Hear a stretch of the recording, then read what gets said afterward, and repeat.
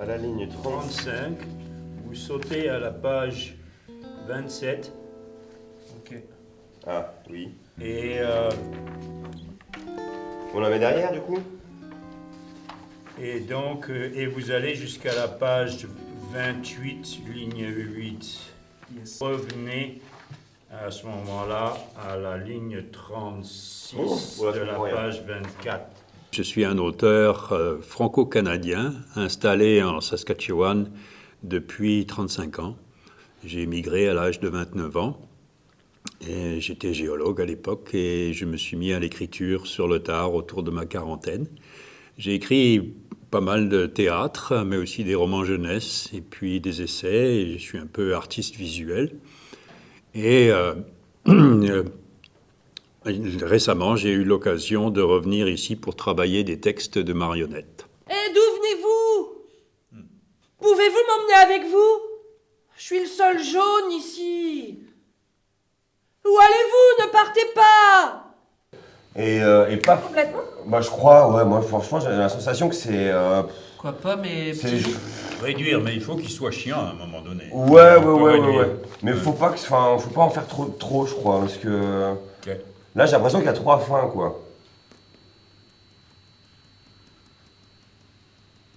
Non, vous avez pas cette sensation-là? Alors la Saskatchewan, où j'habite, c'est une province anglophone du Canada. La partie nord de la Saskatchewan est essentiellement occupée par la forêt boréale. C'est vrai? Au moins 2 fois plus vite que moi. Vous serez grand et fort plus tard. Peut-être.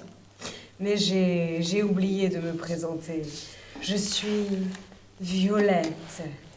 Et vous? Oh, pardon, Violette. Ce n'est rien. J'avais justement besoin d'un brin de toilette. Gouffre sans fond, quelle mâchoire! Et ça mange quoi, cet animal? Des fruits seulement. Vous en êtes sûr? Oh, quand ça a vraiment faim, ça dévore n'importe quoi. Mais quand il y a des fruits, rien d'autre ne compte.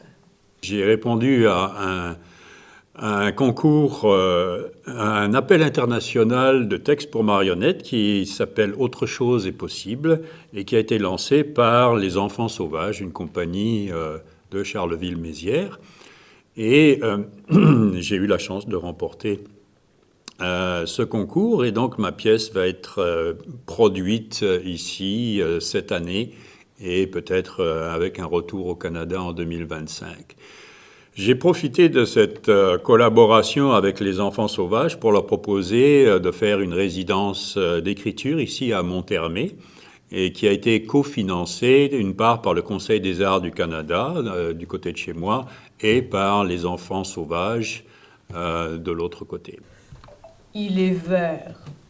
Ses bourgeons sont verts. Ses feuilles vertes aussi.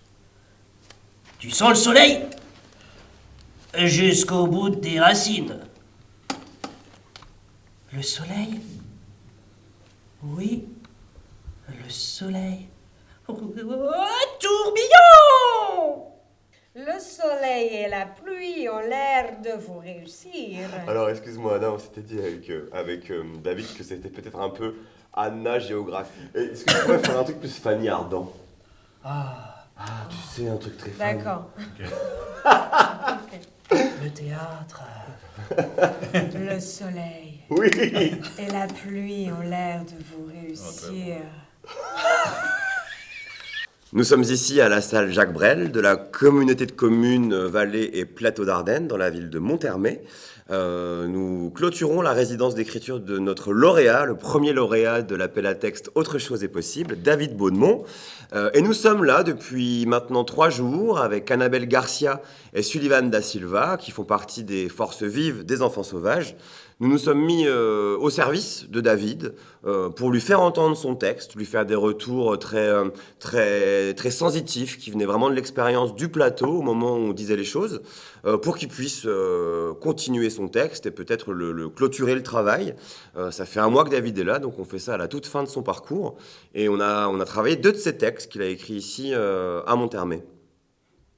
Alors la pièce jaune parle de la naissance et de la croissance d'un bouleau dans la forêt boréale, qui est une forêt qui est essentiellement composée de résineux, grands et sombres et maigres, qu'on appelle des épinettes noires, et par-ci par-là, éparpillés dans cet océan d'épinettes noires, il y a des bouleaux qui, en automne, resplendissent de leur feuillage doré, jaune, d'où le nom.